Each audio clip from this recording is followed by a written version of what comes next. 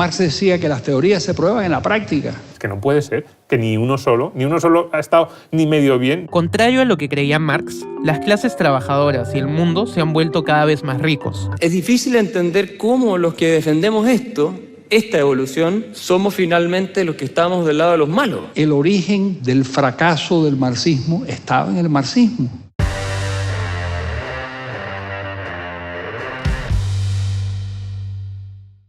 Tasa de éxito 0%. Vamos, en términos económicos, es que no ha habido ni uno. Es decir, esa excusa de no, es que se ha aplicado mal. Y esto es una frase de Marx. Marx decía que las teorías se prueban en la práctica, que no tiene sentido discutir las teorías, que las teorías se confirman o se niegan en la práctica. Bueno, lo cierto es que el marxismo ha sido probado por todos los líderes, por líderes profundamente intelectuales, por carniceros despiadados, por monjes casi angelicales, y en todas partes ha resultado fracasado. Es decir, el origen del fracaso del marxismo estaba en el marxismo, estaba equivocado, los planteamientos eran erróneos. Yo apelo a los comunistas de buena voluntad a que lo reflexionen y a que digan, oye, es que no puede ser que ni uno solo ha estado ni medio bien, ni en uno solo hemos conseguido que fuera una democracia pluralista, abierta, ni en uno solo hemos conseguido un nivel de bienestar mínimo para esos obreros de los que decimos que nos preocupamos. En ningún país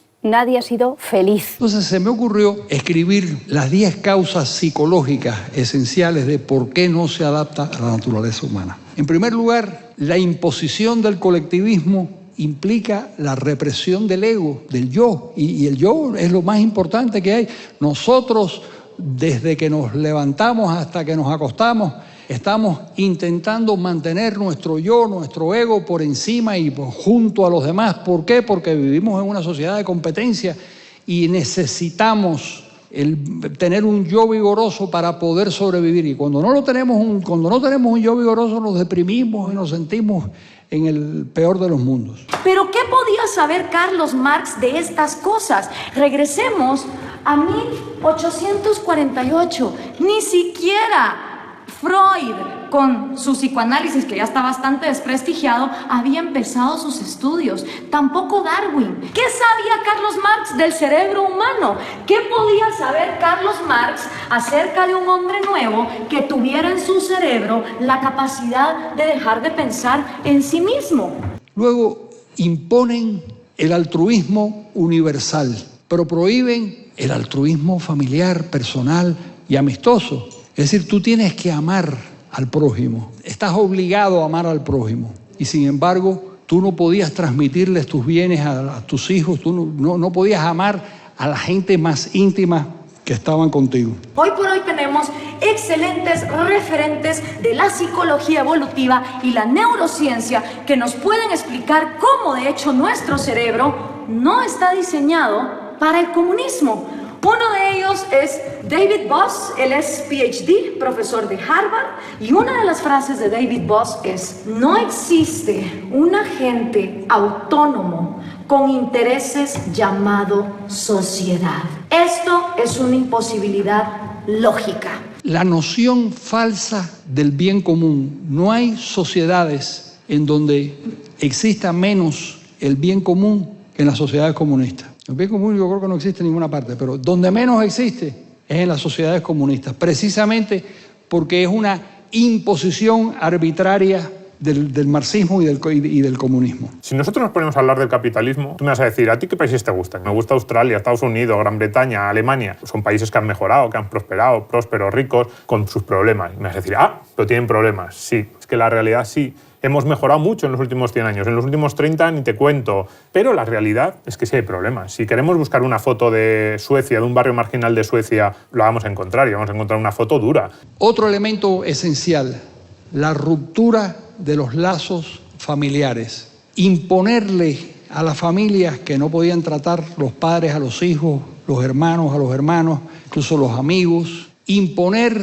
con quién te podías o no casar, porque llegaban a ese extremo, con quién podías tener o no relaciones, es realmente monstruoso. Bueno, esa es una de las razones que genera ese estado de angustia permanente que provocan esas sociedades totalitarias. Sociedad como tal no piensa, no come, no llora, no tiene intereses. La sociedad no es más que el cúmulo de cada individuo. Entonces, frente a esa realidad, lo que me pintan es esto. Me ponen un mural. Todas las ideologías totalitarias, los murales, esto no es casualidad. Sí, las claro. ideologías totalitarias lo primero que hacen es ponerse a pintar Propaganda, claro, sí, este sí. tipo de propaganda. Entonces, bueno, esto era un póster. El problema es lo que decíamos antes, ¿no? Esto es que se ha aplicado mal, pero si me dejaras a mí, si esto se aplicara bien, tendríamos esto. Un cielo luminoso, aquí el sol, estos señores bailando. El corro de la patata, Caperucita. Sí, por aquí Todo de flores, cuento. los obreros felices, los soldados que protegen a los obreros. Entonces te dicen, claro, enfrentar la realidad. Por mucho yo diga, mira lo próspero que es Suiza, mira lo próspero que es Holanda, mira lo próspero que es Suecia. Ellos te dicen, pero mira esto, que es maravilloso. Y yo les digo, el muro, no, es que el muro se aplicó mal. Yo lo que te doy es un mural. Yo lo que te doy es un mural. Qué lindo. Ah, mira. Qué lindo. Mira acá.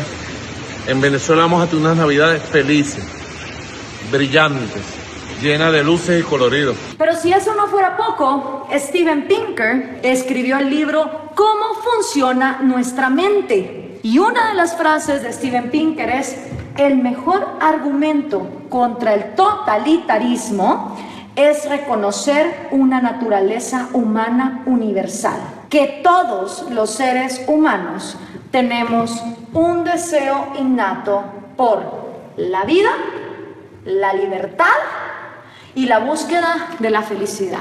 ¿Qué quiere decir esta frase? Que todas las personas, nazcamos donde nazcamos, en el país en el que nazcamos, en la cultura en que nazcamos, traemos 3 deseos innatos: el amor por nuestra vida, el amor por nuestra libertad y el amor por la propia búsqueda de la felicidad. ¿Qué significa eso? Que ustedes, si quieren buscar su felicidad, emprenden su propia vida como les diera la gana. Contrario a lo que creía Marx, las clases trabajadoras y el mundo se han vuelto cada vez más ricos. La pobreza se reduce constantemente. Aquí ustedes tienen un gráfico que les refleja de la mejor manera lo que ocurre, sobre todo desde la Revolución Industrial en adelante. Está desde el año 1000 hasta prácticamente nuestra época. Teníamos una situación de igualdad en el mundo. Igualdad en la miseria, pero igualdad a fin de cuentas. Y lo que ocurre es que se produce una explosión del ingreso en el mundo y jamás la media de la población, del habitante medio, ni en Europa, ni incluso en países en vías de desarrollo había estado mejor que lo que estamos después de que se introducen las instituciones de mercado. Incluso países considerados socialistas hoy han tenido que adoptar medidas de libre mercado para sobrevivir, como China, que tuvo que abrir su economía al mundo.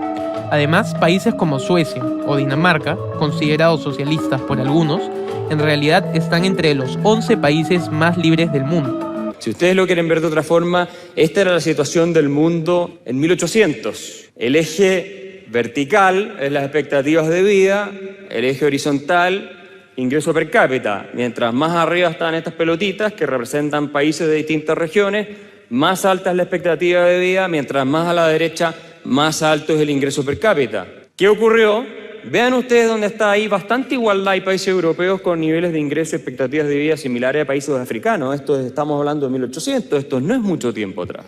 Esta es la realidad de hoy. Esto es lo que nosotros defendemos, lo que creemos en la libertad económica, lo que creemos en la labor del empresario, lo que creemos en los mercados libres y competitivos. Esta era la realidad antes. ¿Quién se ha acercado más, digo yo, entonces al ideal que planteó Marx originalmente o que buscan incluso los igualitaristas actualmente, que es que todos estén mejor? Eso es lo que todos queremos. Entonces, es difícil entender cómo los que defendemos esta evolución, somos finalmente los que estamos del lado de los malos. ¿Por qué yo digo que es definición de capitalismo? Pues en primer lugar esto es división del trabajo. Adam Smith puro. Vemos aquí millones de nombres, millones de empresas de varios países.